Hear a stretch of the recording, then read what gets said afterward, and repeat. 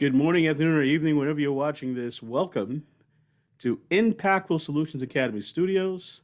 This is the Coach Ray Speaks podcast. My name is Coach Ray Baxter, and it's been over 6 months since I've recorded in this podcast studio. Now, if you happen to see and would like to view other podcast episodes of the CRS, type Coach Ray Speaks into the YouTube URL to highlight some of our best podcast episodes. We plan to return to the air later in 2022. Now, as I always like to say, let's get after it. Tonight, we discuss organizational change with one group in particular that's near and dear to my heart. That's the Bronx Rebels Youth Football Club. Organizational change is defined as adopting a new idea or behavior within a group. Change by those within the organization is often met with innovative ideas that spur growth. And since we know what each action is met with a reaction, the development seen by those outside of said group can be either to join or to compete against that group. On December 26th of 1987, the Bronx Rebels Youth Football Club was formed by 5 individuals as a small nonprofit group whose sole mission was to teach the game of tackle football to the youth of the Northeast Bronx community, an area where there was a shortage of youth athletics. When we began, I had no idea our tenure would encompass over 25 years of service to the community, including serving student athletes from ages 8 to 22, from Pee Wee football to actually college club football, playing games in nearly every state on the East Coast from Maine to Florida, playing in front of large crowds and in multi-million dollar facilities, being able to boast alumni that have reached the pinnacle and succeeded at the highest levels of this game. And finally, quite honestly, the most important, affecting positive change in the lives and fortunes of hundreds of young men. The program ended in December of 2011, and there was no thought of a return at that time. However, the recent health crisis has exposed the need for our program to return to service and surpass the success and expectations of the past.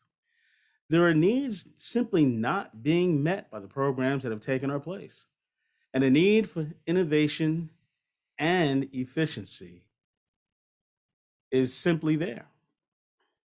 The culture that currently exists within operating youth football programs is that of complacency. To say a losing culture, both on the field and in the classroom. This is deemed acceptable as long as the student athlete is, quote unquote, having fun. Standards have been lowered, expectations are not being met. I'll give you one example. There's an organization that will remain nameless that was able to partner with a local old boys academy and obtain 11 scholarship opportunities for young men to attend said academy this past fall. Currently, out of that 11, only 3 boys remain enrolled in the institution. The others have failed out of the academy. There was no academic or cultural support for these student athletes. They were allowed to register without taking standardized tests to see if they could handle the workload. These kids are only 13 and 14 years old. These young men were allowed to fail. Here's where our innovation becomes relevant. The program should have instituted a way to track the student athlete's academic progress. There are college models to follow that ensure the success of student athletes, and parents should have been involved from day one. Weekly tracking, weekly support, and simply teaching those young men how to study on another level would have been fundamental had the Rebels been involved. My vision for our return to action is to add mandatory academic coaching to the football curriculum. If student athletes do not have the tools to compete in the classroom, their on field success is simply irrelevant.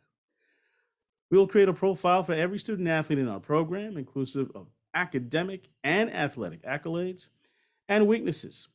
We'll have the opportunity to develop those weaknesses before discussing a student with any educational institution. we can overcome those flaws and give the student athlete a chance to present the best of himself, both academically and athletically. Our organizational structure, innovation, and change proposal will involve co directors of both our academic and athletic components. Each has a team of coaches and support people, academic and athletic coaches, with the ability to engage the student athlete in the best way possible, creating a culture to evolve our mission and ideas. Open and honest communication within each component and across each component.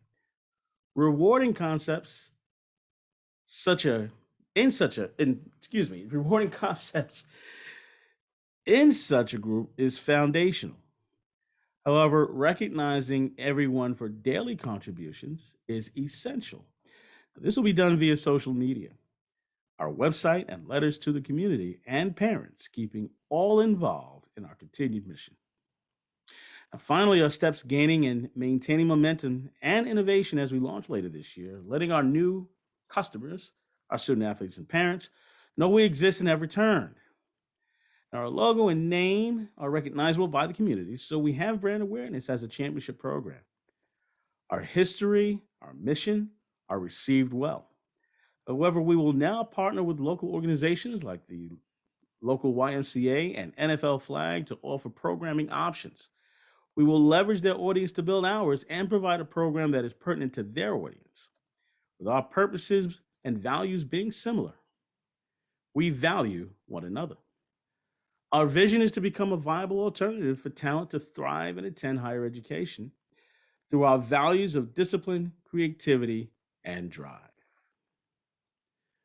We thank you for the opportunity to present in front of you. This is Coach Ray for Coach Ray Speaks and the Impactful Solutions Academy Studios. Have a good day.